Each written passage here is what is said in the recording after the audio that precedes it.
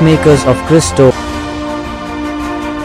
உன் குடும்பம் ஏன் சிதறி இருக்கிறது? நீ யாரால் ஏன் சிதறடிக்கப்பட்டாய்?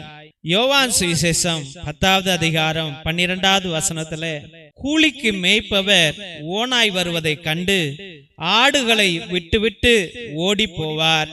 ஏனெனில் அவர் ஆயரும் அல்ல, ஆடுகள் அவருக்கு சொந்தமும் அல்ல. ஓனாய் ஆடுகளை பற்றி இழுத்து கொண்டு போய் மந்தையை சிதறடிக்கும். கூலிக்கு மேய்ப்பவருக்கு ஆடுகளை பற்றி கவலை இல்லை. ஜெபிப்போம். கல்வாரி இயேசுவே, கருணையுள்ள தெய்வமே, காருண்ய ராஜாவே, உம்மை துதிக்கிறோம் ஐயா, மகிமைப்படுத்துகிறோம் சுவாமி, ஆராதிக்கிறோம், வணங்குகிறோம், வாழ்த்துகிறோம், போற்றுகிறோம் சுவாமி. ஏசப்பா, இந்நாளிலே ஆண்டவரே, மற்றவனை பற்றி கவலை இல்லாத உலகம் ஆண்டவரே. எவன் எப்படி போனால் என்ன, எக்கேடு கட்டு போனால் என்ன, நான் நல்லா இருக்கணும், என் குடும்பம் நல்லா இருக்கணும், நான் சம்பாதிக்கணும், நான் வாழ்க்கையில முன்னேறணும் என்ற எண்ணங்களோடு வாழ்கிற உலகமாக இது மாறி போய் விட்டது சுவாமி. அதனால்தான் ஆண்டவரே, உம்முடைய சுவிசேஷத்துல சொன்னீர், ஆடு மேய்ப்பவன் மேய்ப்பவன் அல்ல, அந்த ஆடுகளும் அவனுக்கு சொந்தம் அல்ல என்று கூறினீர். ஓனாய் வரும் பொழுது அவன் ஓடி போவான் என்று சொன்னீரே ஆண்டவரே. நன்றி அப்பா, நன்றி சுவாமி. என் தெய்வ கர்த்தாவே, இன்னைக்கு ஆண்டவரே, என் குடும்பம் உடைந்து போய் கிடக்கிறது ஐயா, என் வாழ்க்கை சிதைந்து போய் கிடக்கிறது ஐயா. நான் யாரை நம்பினோ ஆண்டவரே, யாரை நம்பி என் வாழ்க்கையை அர்ப்பணித்தனோ, என் பணத்தை கொடுத்தேனோ, என் நம்பிக்கை வைத்தேனோ, அவன் இன்று என்னை ஏமாற்றி விட்டான் ஐயா. ஆண்டவரே, என் குடும்பம் இன்று நிம்மதியை இழந்து, சந்தோஷத்தை இழந்து, சமாதானத்தை இழந்து, உடல் சுகத்தை இழந்து, ஒற்றுமையை இழந்து, ஆண்டவரே, இன்று வெட்டப்பட்ட குடும்பமாக, சிதறடிக்கப்பட்ட குடும்பமாக கிடக்கிறோம் ஆண்டவரே. ஏசப்பா, நாங்கள் யாரிடம் செல்வோம் சுவாமி? ஆண்டவரே, உம்மை நம்பாமல் இந்த உலக மனிதர்களை நம்பி நான் மோசம் போய் கிடக்கிறேன் ஐயா. என் உழைப்பெல்லாம் இன்னைக்கு வேஸ்டா கிடக்குது ஆண்டவரே. எனக்கு எதிர்காலமே இல்லாமல் இருக்கிறது ஆண்டவரே.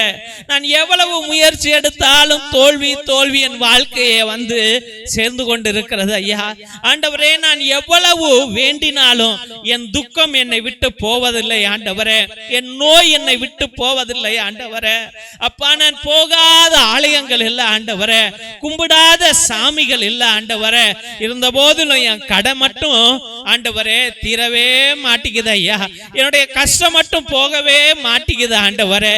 நான் எந்த சூழ்நிலையில் இருந்தேனோ அதே போலதான் வாழ்ந்து கொண்டு இருக்கிறேன் ஐயா. ஏசப்பா, என் குடும்பம் உடைஞ்சு போய் கிடக்குது ஐயா. என் மனைவி என்னை ஆண்டவரே பார்க்கும் போதெல்லாம் திட்டுகிறாள் சுவாமி.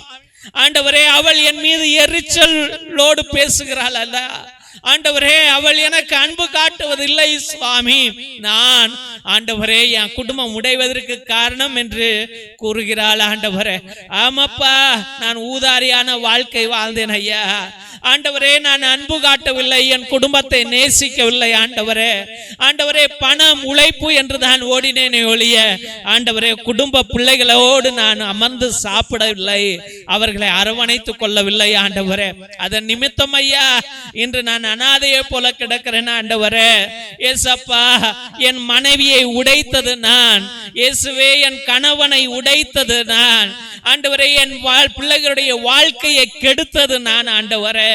இயேசுவே, நான் இப்படி ஆண்டவரே அறிவில்லாத வாழ்க்கை வாழ்வேன் என்று நான் நினைத்து கூட பார்க்கல ஐயா. ஆண்டவரே, என் மந்தைகளையே நான் காப்பாற்றாமல் இருந்து விட்டேனே ஐயா. ஆண்டவரே, என் மந்தைகளையே நான் ஒற்றுமையோடு வளர்க்கலையா ஐயா. ஆண்டவரே, என் மகளும் என் மகனும் ஒன்றாக பேசிக் கொள்வதில்லை ஆண்டவரே. ஆண்டவரே, அவர்கள் ஒன்றாக வாழ்வதில்லை ஆண்டவரே. சொத்துகளுக்காக அடித்துக் கொள்கிறார்களே சுவாமி. ஏசப்பா, என் தெய்வ கர்த்தாவே, ராஜாதி ராஜாவே, நான் நல்ல ஆயனாக வாழவில்லையே அப்பா. என் குடும்பத்துல பக்தியை நான் வளர்க்கல ஆண்டவரே, ஒற்றுமையை வளர்க்கல ஐயா, பாசத்தை வளர்க்கல ஆண்டவரே. பணத்தை தான் காண்பித்து வளர்த்தேன். இன்று அவர்கள் ஆண்டவரே ஒற்றுமை இல்லாமல் பிளவுபட்ட குடும்பமாக என் குடும்பம் மாறி போய் கிடக்கிறது ஆண்டவரே. ஏசப்பா, என் வாழ்க்கையில நான் தோல்வி அடைஞ்சிட்டேன் ஆண்டவரே, என்னை காப்பாற்றுங்க என்று உன்னிடம் பிச்சை கேட்கிறேன் ஐயா. என் குடும்பத்தை காப்பாத்துங்க ஐயா. ஆண்டவரே, என் மனைவியை காப்பாத்துங்க ஐயா. என் கணவனை காப்பாத்துங்க சுவாமி. என் மகளுக்கு ஆண்டவரே நல்ல திருமண வாழ்க்கை அமைத்து கொடுங்க ஆண்டவரே. என் மகளுக்கு அன்பு உள்ளத்தை கொடுங்க ஐயா. அவள் மீது இருக்கிற கட்டுகள் அனைத்து உடையட்டும் ஆண்டவரே. என் மகன் மீது, என் சகோதரன் மீது ஆண்டவரே இருக்கிற கட்டுகள் அனைத்து உடையட்டும். திருமண வாழ்க்கையை நீர் அமைத்து கொடுங்க ஆண்டவரே. புனித அந்தோனியாரே, இவர்களிடம் இருக்கிற சாத்தான்களை விரட்டி அடியுங்க ஐயா. இயேசு ராஜாவே, இந்த பிள்ளைகள் மீது மன கருணை கொள்ளுங்க ஐயா. ஆண்டவரே, மூடப்பட்ட கர்ப்ப பைகள் திறக்கப்படட்டும் சுவாமி. வேலை செய்யாத விந்துக்கள் ஆண்டவரே செய்யட்டும் ஆண்டவரே. இயேசுவே, இந்த பிள்ளைகளுக்கு குழந்தை பாக்கியத்தை கொடுங்க சுவாமி. இயேசுவே, இந்த பிள்ளைகளுக்கு வேலை வாய்ப்புகளை கொடுங்க ஆண்டவரே. பண கட்டுப்பாடுகளில் இருந்து இந்த பிள்ளைகளுக்கு விடுதலையை கொடுங்க ஐயா. இயேசுவே, வர வேண்டிய காசுகளை வர வையுங்க ஆண்டவரே. அற்புதங்களையும் ஆச்சரிய காரியங்களையும் இந்த பிள்ளைகளுக்கு நீர் இறங்கி வந்து கருணை கொண்டு செய்யும்படியாக ஜெபிக்கிறோம் ஆண்டவரே. ஆண்டவரே, உன் துக்க நாட்களை நான் அகற்றி போடுவேன் என்று கூறின தெய்வமே, இந்த பிள்ளைகளுடைய துக்க நாட்கள் ஓடட்டும் ஐயா. அப்பா, எங்கள் மீது மனம் இறங்குங்க ஆண்டவரே. நாங்கள் எல்லாம் மனிதர்கள் ஐயா, மண்ணுக்கு போறவர்கள் ஐயா. இயேசுவே, நீர்தான் ஐயா வாழ்கிற தெய்வம், எங்களை வளர்க்கிற தெய்வம், வாழ வைக்கிற தெய்வம்.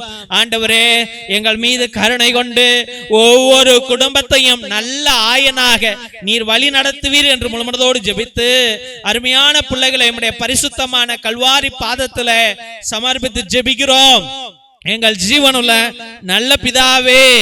ஆமேன், ஆமேன், ஆமேன். சிலுவை ஆசீர்வாதத்தை பெற்றுக் கொள்வோம். தந்தை ஆசீர்வாதத்தின் திருசிலுவை.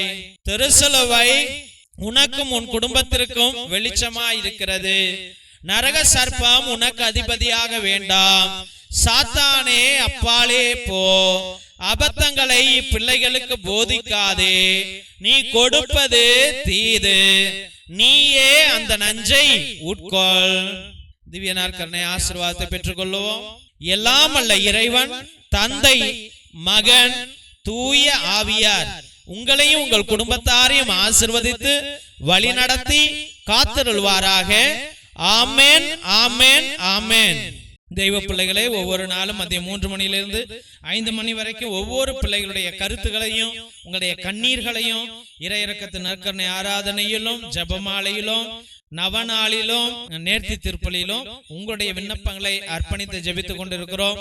உங்களுடைய விண்ணப்பங்களை கீழே இருக்கிற வாட்ஸ்அப் நம்பருக்கோ இல்லை லைவ் சாட் மூலியமாக கூட நீங்கள் அனுப்பலாம். தயங்காமல் அனுப்பலாம் என்பதை அன்போடு தெரிவித்துக் கொள்கின்றோம். தெய்வ பிள்ளைகளே, ஒருவேளை உங்களுடைய கருத்துக்கள் பெரிய கருத்துக்களாக கஷ்டமான சூழ்நிலைகளில் இருந்தால் தயவு செய்து நேர்த்தி திருப்பலியை அர்ப்பணியுங்கள். 1, 3, 5, 7, 9, 12, 30, 33, 77 என்று நீங்கள் உங்கள் கருத்துக்களுக்கு தகுந்தாப்புல நீங்க கடவுள்கிட்ட நேர்த்தி திருப்பலியை அர்ப்பணிக்கலாம். அதனால நேர்த்தி திருப்பலியிலே பயங்கர வல்லமைகள் இருக்கிறது.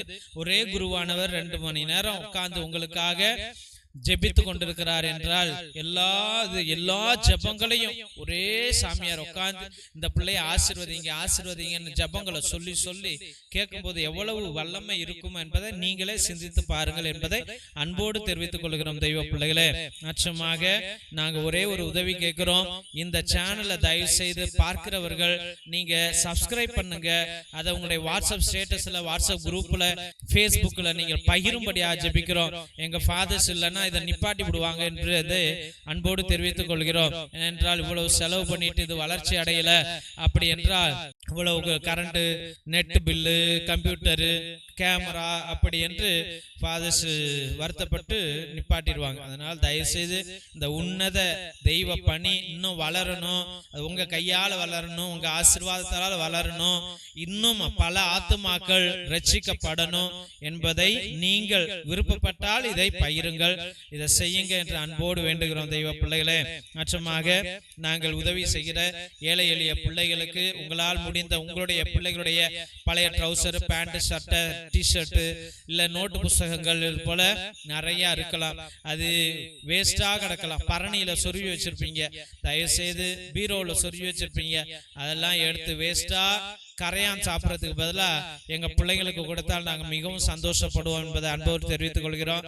உங்களுக்கு ஒரு வேலை வசதிகள் இருந்தால், இல்லை உங்க காரியங்கள் நிறைவேறினால், நாங்கள் உதவி செய்கிற பிள்ளைகளுக்கு குடும்பங்களுக்கு கரண்ட் கிடையாது, அவங்களுக்கு ரோடு கிடையாது, குடிசைகள் தான், அந்த வீட்டில் ஒரு லைட் எரியணும் என்றால் சோலார் லைட்டு தான் எரிய முடியும். அது ஒரு 200 ரூபா 300 ரூபா இருக்கும். தயவுசெய்து உங்களால் முடிஞ்சா ஒரு 2 சோலார் லைட்டு 3 சோலார் லைட்டு வாங்கி உங்க பேரால, உங்க குடும்பத்தை பேரால 4 வீட்டில் லைட் எரியட்டும் என்பதை அன்போடு தெரிவித்துக் கொள்கிறோம். மற்றமாக தெய்வ பிள்ளைகளே, மிரக்கல் ஆயில் எவ்வளவோ வலிகளை நீக்குகிறது, நோய்களை அகற்றுகிறது. கண்ணை தவிர்த்து எல்லா இடங்களிலும் வலிகள் இருந்தால், நோய்கள் இருந்தால், எப்படிப்பட்ட நோய்கள் இருந்தாலும் தயவு செய்து அதை வாங்கி 10 சொட்டு 20 சொட்டு அந்த வலிக்கிற இடத்துல நல்லா தினமும் தேய்ச்சிட்டு வாங்க. தலையில தேய்ங்க, பிபி சுகர் குறையும். சுடுதண்ணில போட்டு 1 சொட்டு போட்டு குடிங்க, பிபி சுகர் குறையும் என்பதை அன்போடு தெரிவித்துக் கொள்கிறோம். மற்றுமாக ரத்தத்தின் விடுதலை ஜெப புத்தகம், இது 120 வருடங்களுக்கு முன்பதாக எழுதப்பட்ட புத்தகம். அந்த காலத்தில் நம்முடைய வீட்டுல அந்தோனியா தகடு, செபஸ்தியா தகடெல்லாம் இருக்கும். அதுல உள்ள கட்டு ஜபங்கள், ரகசிய ஜபங்கள், அது செய்வினை அகற்ற ஜபம், சாத்தான விரட்டுகிற ஜபம், பல விதமான கட்டு ஜபங்கள் இருக்கிறது. அந்த கட்டு ஜப புத்தகத்தை வாங்கி தயவு செய்து பயன்படுத்துங்கள். வாழ்க்கையில வெற்றி அடையுங்க.